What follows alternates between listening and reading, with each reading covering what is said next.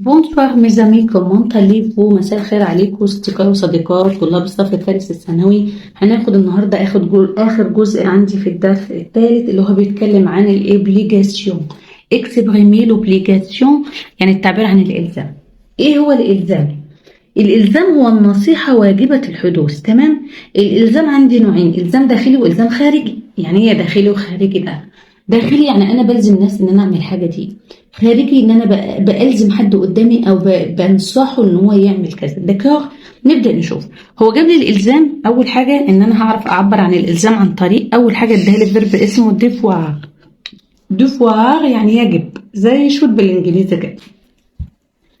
ببدأ أصرف الفيرب مجموعة تالتة. جو دوا، tu dois, il, elle, on doit, nous devons, vous devez, il avec us, elle avec us doivent. Je dois, tu dois, il, elle, on doit, nous devons, vous devez, ils doivent, elles doivent. d'accord. نبدأ نشوف كده. لو أنا هنصح بيها حد هقول له tu dois faire le devoir. خدنا في سنة أولى ثانوي في الترم الأولاني في الدرس الأخير خالص لو جينا فعلين ورا بعض كانت أفعال البيو الفعل التاني مصدري، وفي كمان الأفعال الناقصة اللي هي أفعال المساعدة. tu dois faire le devoir أنا هنا بنصح إن هو يجب أن يفعل الواجب. vous devez يجب عليكم. aller au lycée تروحوا المدرسة. تمام؟ طب لو عايزاه إلزام داخلي هقول لك إيه؟ جو دوا المفروض أنا respecter أحترم البروفيسور. يبقى أنا هنا ألزمت حد، أنا هنا بألزم نفسي. تمام؟ المهم في القواعد إن هيجيني فعل متصرف التاني مصدر. تمام؟ يبقى هيجيني في المواقف يقول لي tu exprimes l'obligation عبر عن الإلزام. يبقى هدور على الجملة اللي فيها نصيحة. أول حاجة عن طريق فيرب دوفوار، ألاقي جملة مكتوبة بفعل من ده، تصريف من ده، يبقى أنا هنا بأنصح اللي قدامي. دكور. دي أول فكرة. تاني حاجة عندي الفو يجب أن تحط وراه فيرب مصدري. الفو ده احنا خدناه في أول المنهج في الدرس الأول بمعنى يلزم، وهنا يجب. المهم أنا هنفهم الفرق بين الاتنين. ده أساسه فيرب اسمه فالوار بمعنى يجب. تمام؟ أبدأ أشوف لو أنا هاخده بمعنى يجب وبمعنى يلزم هعرف أفرق ما بينهم إزاي في الامتحان. لو قلت il faut faire le devoir أقرأ الكلام. il faut faire le devoir يجب أن تفعل الواجب، وهنا il faut تعبير بأنصح بيه مفرد وجمع. إنما verb devoir كان واضح أنا أنت هو هي كده. إنما الفالوار مع الضمير اللي ينفع للكل المفرد والجمع. il faut faire le devoir يجب أن تفعل الواجب أو يجب أن تفعل الواجب. يبقى ده يجب أن فعل مصدري. تمام؟ ممكن أنفيها عادي إن faut pas لا يجب أن faire de bruit المفروض ما نعملش أي دوشة. تمام؟ يجب أن لا نفعل أي ضوضاء. ماشي. أنا عايزة هنا التعبير ده بالذات مفرق إزاي في الامتحان في الاختيار أعرف ما بين يلزم ويجب. هكتب جملتين ونشوف. لما أقول il faut un ballon pour le foot، وهنا il faut jouer au foot. تمام؟ الأولى دي الفو أن بالون يبقى يلزم كرة، لازمني كرة، محتاج كرة عشان الفوتبول. اللي بعدها الفو جوي فوتبول يجب أن تلعب كرة قدم. دي النصيحة أو الأوبليجاسيون اللي أنا عايزة أديه. الطريقة الثالثة للأوبليجاسيون عن طريق قاعدة الأمر الامبيراتيف، الأمر اللي احنا خدناه. أقول لواحد كل، اشرب، روح المدرسة، اعمل كذا، خلي كذا. لما أدي واحد أمر أو هي نصيحة في دو سبور مارس رياضة، يبقى أنا هنا دي جملة التركيبة أمرية، ولكن أنا بأحسه على ممارسة الرياضة، يعني بنصحه، يعني بلزمه. مارس رياضة عشان تبقى في صحة كويسة. مونج دي فروي، الدكتور قال لي كل فاكهة عشان تخف، عشان تبقى صحتك كويسة. يبقى هنا ممارسة الرياضة أو أكل الفاكهة، يبقى ده الأمر اللي أنا بستخدمه. طيب أنا ممكن أدي الإلزام عن طريق الفعل يلزم أصلا. تمام؟ أنا عندي أتر يعني يكون، obligé مجبر de مجبر ان، وحط ورا فيرب ايه مصدر. شوف كده example. Je suis obligé de ranger la chambre. Je suis obligé de ranger la chambre. أنا أكون مجبر أن أرتب الغرفة. obligé عليها أكسون، هنا صفة. obligé عليها أكسون يبقى أكون مجبر أن أرتب غرفتي. يعني بالفلاح المفروض أرتب الأوضة بتاعتي، أنا مجبرة أرتبها، يعني المفروض أرتبها لأن ده عليا. ديكور. لو قلت لك il m'oblige، هنا الفعل il m'oblige هو يجبرني obligé كفعل، إنما être obligé de يكون مجبر أن، هنا في فرق. il m'oblige à ranger la chambre هو يجبرني على ترتيب الغرفة، يبقى obligé à و être obligé de. مش هتفرق معايا ماشي إن شاء الله في الأسئلة. طب أنا أميزها إزاي لو أنا متلخبط؟ اللي فيها فيرب être، تمام، فيها فيرب être يجيب لي الصفة، والصفة بيبقى فيها أكسون عشان تحدد المذكر والمؤنث. يعني لما أقول والله ألي، تمام، ناخد example A de faire ça، فأنا هقول هنا obligé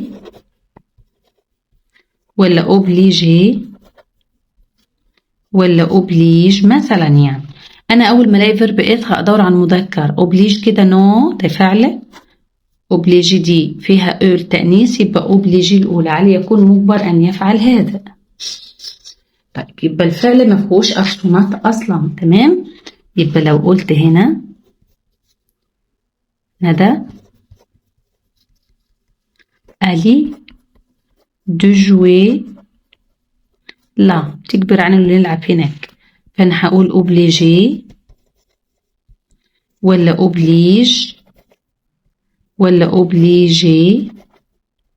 نادية أو ندى تجبر علي، مفيش تكون مجبرة، دي صفة ودي صفة، ده الفيرب، يبقى ندى oblige، تمام. وهنا احنا غلطنا غلطة، المفروض اخد يبقى oblige ألي يبقى oblige oblige دو، تمام. بتيجي في الأسئلة كتير، ويعني السنة دي إن شاء الله مش هتجيلكوا في الامتحان بما إنكم المادة لا تضاف للمجموع، فأعتقد إن الامتحان مش هيبقى بصعوبة امتحانات الثانوية العامة، لأن كل الطلاب هتسعى إن هي تنجح، بس محدش هيسعى إن هو يتعلم لغة كويسة أو يعرف حاجة مفيدة يعني، تمام. ده الواقع اللي احنا عايشين فيه، وربنا يسهل الحال والدنيا تتعدل ان شاء الله تتغير. يبقى هنا الاوبليجاسيون، تمام. طب هناخد ايه دلوقتي؟ احنا عايزين نعرف في هذا الدرس بيتكلم عن انواع الرياضه. انا عايزه اعرف ايه الرياضه الكلاسيك والرياضه الاكستريم، تمام. هنبدا نشرحها. يعني رياضه كلاسيك، هناخد الصور، احنا هنشوفها وهنجيب الصور نقراها دلوقتي. الرياضة الكلاسيك يعني التقليدي، يعني اللي فيهاش خطورة عليا وانا بلعبها، زي الفوتبول واليوجا والتيرالارك والكورس السباق على الأقدام، وزي السيكليزم وزي البادمنتون تنس الريشة والجولف والتشاس اللي هو صيد الطيور، وزي الجيمناستيك الجمباز، وزي الباسكت والفوتبول والناتاسيون السباحة. ما فيهاش خطورة، يعني رياضة عادية خالص. فيها خطورة بس نسبة الخطورة بتاعتها مش بالغة، يعني عادي ممكن أي لاعب يصاب بأي حاجة، ولكن حاجة طارئة، تمام. ولكن في نوع من الرياضات اسمه السبور اكستريم. يعني السبور اكستريم نبدأ نحددها الأول كده. السبور اكستريم الرياضات الخطر، ودي تنقسم إلى أنواع. فيها رياضة دونجورو خطيرة بس، وفي رياضة فيها فيولون عنيفة وخطيرة، يعني فيولون دونجورو الاتنين مع بعض،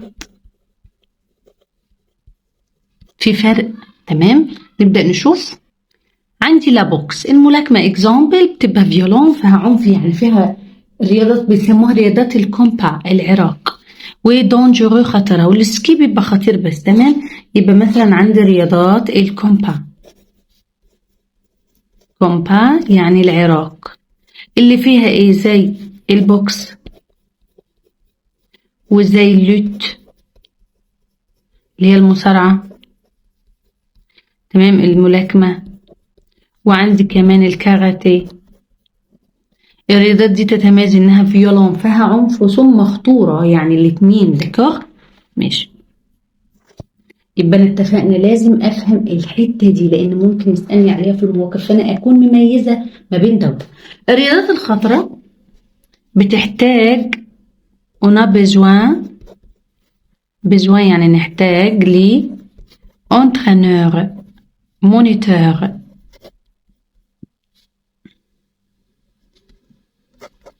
أو d'un moniteur، يعني مونيتور يعني مدرب فردي. يبقى بتحتاج شخص سبيسياليتي، تاني سبيسياليتي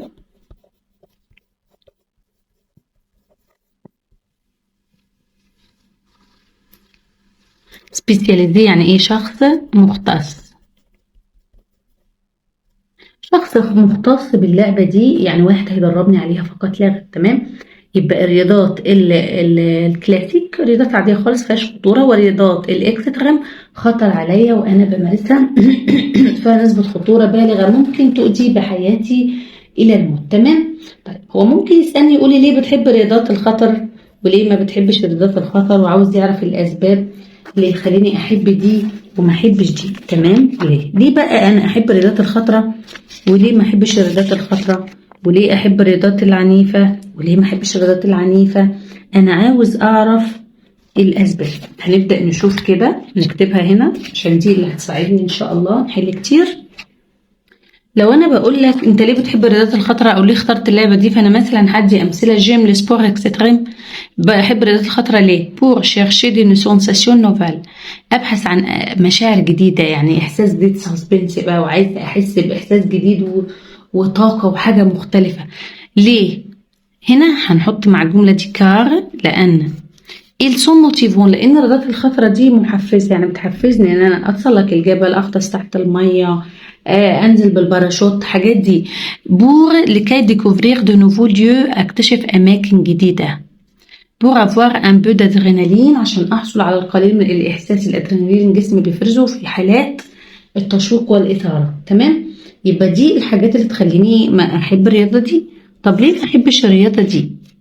يبقى هنا جو نيم با، انا ما بحبش سي سبور، سي جونر، هذا النوع. ليه؟ اكيد جو نيم با ما بحبش لا فيولونس، يعني العنف. ممكن اقول ils sont dangereux، الرياضة دي خطيرة. تمام. ممكن اقول je n'aime pas، انا ما بحبش l'aventure، المغامرة. يبقى انا لو شلت النو والبا هقول جيم لافونتور، احب المغامرة. يبقى دي الاسباب اللي تخليني احبها. تمام. طيب الرياضات الخطرة بتديني انرجي، بتديني طاقة. تمام. انا مش بحب الرياضات دي علشان ممكن تسبب لي سا ميكوز، بيسبب لي. تمام. نكتبها تاني: سا ميكوز يعني هذا يسبب، بيسبب لي ايه؟ دي بليسيور يعني جراح، جراف خطيرة. يبقى ديت بتسبب لي جراح خطيرة. ممكن اقول لك je ne veux pas، انا لا اريد rentrer، العودة، à la maison، الى البيت، à moitié mort، يعني ايه نصف ميت يا جماعة؟ يعني تعبان، مرهق مرهق مرهق، حموت، مرهق جدا. تمام. يبقى دي الاسباب، ده كله هيجيني في المواقف وفي الايميل وفي القطعة كمان. لازم افهم ان الدرس ده بالذات هيتكلم بتفاصيل عن الرياضات، ولازم اكون مدركها كويس جدا. دكار. هنبدأ نشوف هنا، انا جايبه لكم الكتاب اهوت في الصور، ايا كان نوع الكتاب اللي معاكي او المذكرة هتلاقي فيها الكلام ده كله. السبور كلاسيك الرياضات التقليدية، والله الرياضات التقليدية ممارستها لا تمثل خطورة على الشخص الذي يمارسها. من أشهرها يعني، مش دول بس كمان: البادمنتون، تنس ريشة، اليوجا، الجولف، السيكليزم، تير الارك، رمي الرمح أو السهم، لا جيمناستيك، الجمباز، لا شاس، صيد الطيور، لا كورس سباق، سباق على الأقدام. إنما سباق السيارات نو، خطير جدا. داكور، يبقى دي الرياضات الكلاسيك. ممكن يجيني في المواقف يقول لك تي انديكي بتحدد تون سبور كلاسيك، رياضتك الكلاسيك اللي انت بتفضلها. يبقى انا ركز يعني ايه كلاسيك تقليديه، يعني مش خطر وانا بمارسها. السباحه مش خطر يا جماعه، تمام. المشي لمسافات مش خطر يا جماعه، لازم افهم الخطر هو ايه. السبور اكستريم، رياضات الخطر عنيفه، خطرة أو العنيفة، يعني في خطورة وفيها عنف. في رياضات فيها عنف وخطورة، وفي رياضات فيها خطورة بس. تتطلب روح المغامرة. يبقى هنا الاسبري دافونتور، روح المغامرة. الشخص اللي بيمارسها ممكن يتعرض لبليسيور، جراح. غالبا رياضات فردية فيهاش فريق، أنا بتمرن لوحدي، ممكن نطلع جروب مع بعض بس كل واحد بيبقى مع نفسه. تحتاج لمدرب خاص اللي هو المونيتير، من أشهرها لا فورميل 1. يعني فورميل 1 سباق السيارات، يبقى هنا كورس دو فواتور، سباق السيارات أو الفورميل 1. الباراشوتيزم، لو باراشوتيزم عارفينها، الطيران بالباراشوت. الكانيونينج، تسلق الشلالات. يعني الشلال بيبقى نازل من على منحدر مش جبل، يعني بيبقى أقل من الجبل، وانا اتسلق المنحدر اللي نازل. يعني تخيل المية نازله عليك وانت طالع ضدها، فطبعا قوة المية فظيعة جدا، والانسان لما يعكسها طبعا كأن في كرابيج نازله عليه، فطبعا دي من رياضات الخطر. طب لو انا وقعت يحصل ايه؟ اولا تعمل مسافة. الشلال بيبقى فيه تحت، بتبقى في اماكن صخرية، صخور، ممكن اموت. الفي تي تي الدراجات في الاماكن الوعرة صعبة جدا جدا. عندي الرافتنج، الزوارق المطاطية. طب هي ليه خطر يا جماعة؟ المية اللي هي ماشية فيها دي كلها من تحت حجارة حجارة حجارة حجارة حجارة، ما يعرفش يمشي برجليه، ولا في مركب عادي يمشي فيها، لازم المطاط عشان يمتص المطبات او الضغط بتاع الحجارة دي. لا افهم الرياضة دي. عندي هنا الدلتا بلون، الطيران الشراعي، بيحتاج آلة شراعية، تمام. عندي الاسكالاد، التسلق من الخطر جدا. الاسكالاد اللي هو الحر، تمام. ليبر، الاسكالاد ليبر، التسلق الحر اللي هو بدون حبل بدون حاجه، خطر جدا. تخيل بقى ايده فلتت ولا حاجه يعني. طبعا البوكس طبعا من الرياضات الخطر، لانه ممكن يضرب في اماكن مميته في جسم الانسان. وقال لي هنا الفي تي تي هي اختصار فيلو تو تيران، ركوب الدراجات في الاماكن الوعره والجبال، لانه بيلف حوالين، كأنه بيلف حوالين الأرض، يعني جبل وجبل وجبل ويمشي من هنا وهنا وهنا وهنا. دكار. طيب اعطيني جدول كده بيقول لي ايه، بيقول لي ايه الرياضات الخضراء والكلاسيك. هنشوفهم مع بعض كده. الفوتبول كلاسيك، البوكس اكستريم، رافتنج زوارق المطاطية اكستريم، تنس كلاسيك، سكالاد التسلق خطر، اليوجا مش خطر يبقى كلاسيك، الكاراتيه خطر يبقى اكستريم، الكورس سباق على الأقدام كلاسيك، الفي تي تي الدراجة في المنحدرات الجبلية خطر يبقى اكستريم، الكيت سيرف التزلج على المياه طبعا غلط وخطر جدا، في عرض البحر كده موجة تشيلني وموجة تحطني ممكن أغرق، خطر. الفولي بول ده رياضة كلاسيك. التيرالارك رمي الرمح ده رياضة عادية خالص، اللي هو بيقيس المسافة، بترمي السهم المسافة بس. الدلتا بلون الطيران الشراعي خطر جدا، بطير بآلة غير الطيارة العادية فممكن أقع وأتدشش.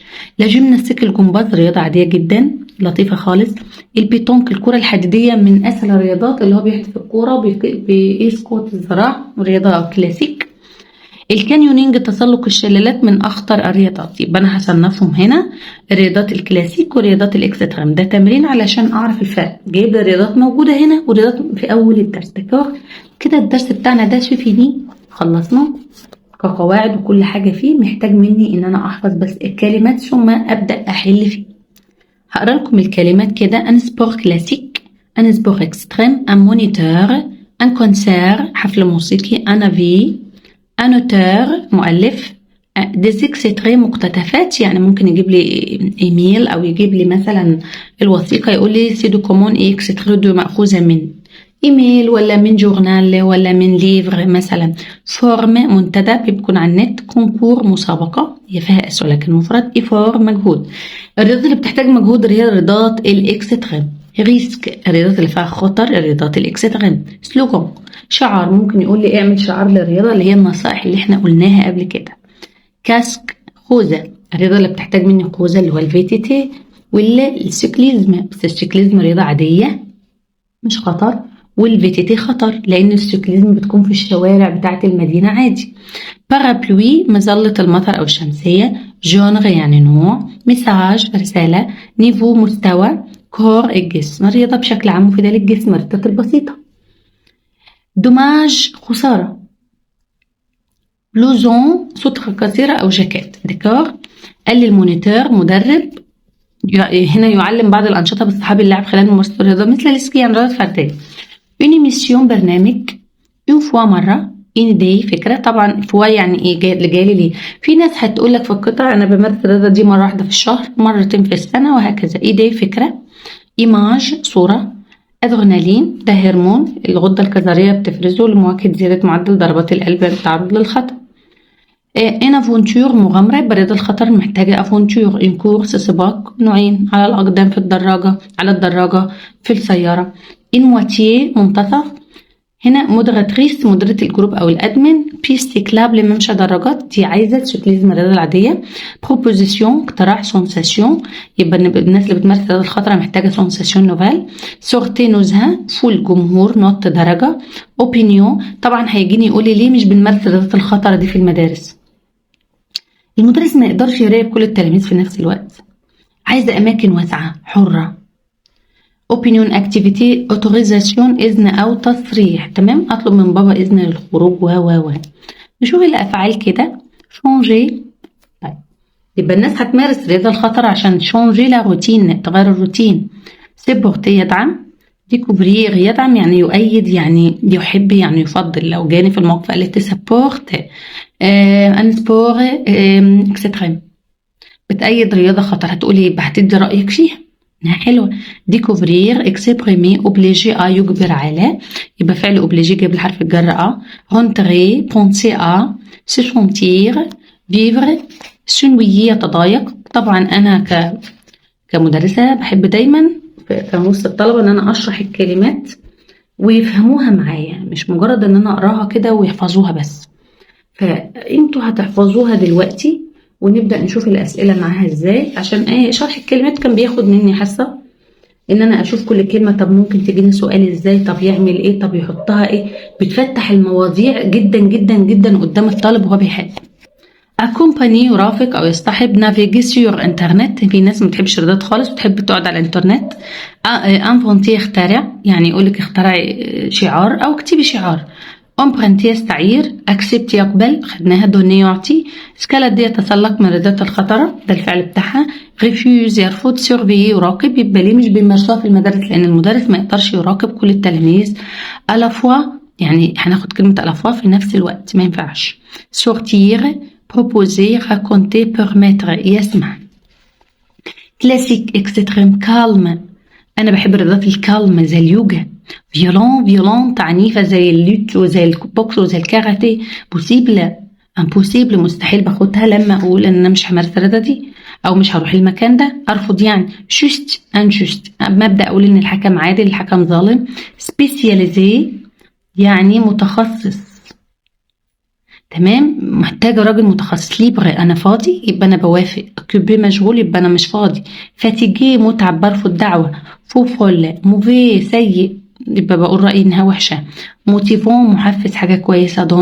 دونجروس خطر. اللي بين قوسين عبارة عن إن الإكس بتتشال وحط الأس والأو بس يبقى ضيفها على طول الكلمة. يبقى الحرفين اللي بتحطوا بين قوسين إن في حرف بتغير في الصفة هنا. ديزولي مام يعني نفس. excusez-moi معذرة. plus que هناخدها بقى مقارنة فيما بعد. aussi que moins que peu de en ligne يعني online يبقى عندي كلمة en ligne وعندي كلمة forme à la fois في نفس الوقت. trop outre encore d'accord يعني موافق. vers نحو أو حوالي يعني أما أقول je vais vers l'école أنا رايحة ناحية المدرسة. le match commence vers 9h هيبدأ على الساعة 9 كده. être contre être pour à moitié mort متعب بشدة أو بنقول عليها نص ميت يعني لأن مور يعني ميت فيعني نص ميت يعني حي وبس تعبان مش قادر يقوم والله يا عم جماعة أنا ميت أنا أقولها كده وأنا حية يعني مش قادرة أقوم من مكان. avant de قبل أن هيجي وراها verb في الانفينيتيف في المصدر تمام. عندي هنا avec plaisir بكل سرور bien sûr. avant قبل عكسها إيه؟ لو أنا خدت avant لوحدها عكسها après